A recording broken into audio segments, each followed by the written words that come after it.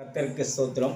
கிறிஸ்துவுக்குள் அன்பான சகோதர சகோதரிகளே, உங்கள் அனைவருக்கும் என் இனிய இந்த காலை தின வாழ்த்துக்களை தெரிவித்துக் கொள்கிறேன்.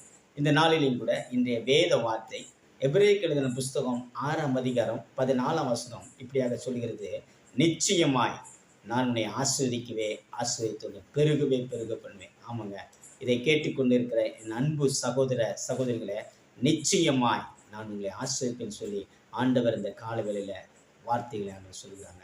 ஸோ இந்த வார்த்தையை ஆபிரகாமுக்கு கொடுக்கப்படும் பொழுது அவருக்கு வயது 75.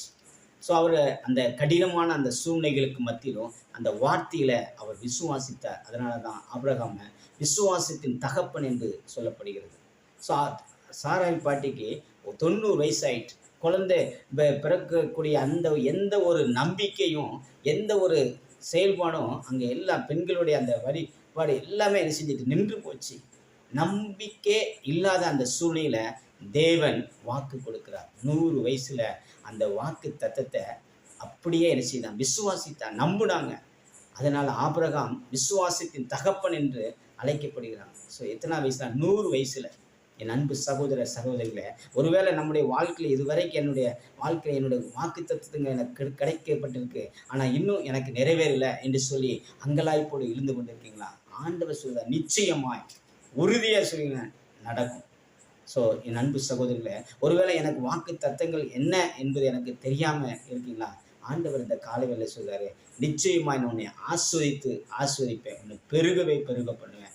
நிச்சயமாங்க ஆண்டவர் அவர் வாக்கு இந்த காலைவேளையில் அவருடைய வார்த்தை நிச்சயமாய் நிறைவேறும். ஒரு பாடல், வாக்கு பண்ணினவர் மாறிடா, வாக்கு தத்தம் நிறைவேற்றுவான்.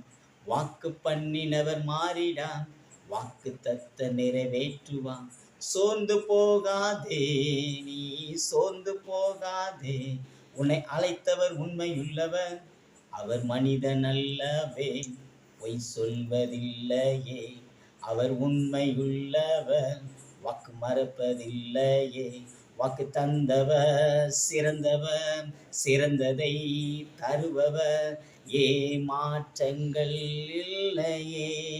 வாக்கு தந்தவர் சிறந்தவர், சிறந்ததை தருபவர், ஏமாற்றங்கள் இல்லையே. ஆமாங்க, தேவன் இந்த நாளில் நமக்கு வாக்கு தத்தத்தை கொடுத்திருக்கிறாங்க. நிச்சயமாய் அவர் நிறைவேற்றி முடிப்பார். God bless you. Thank you.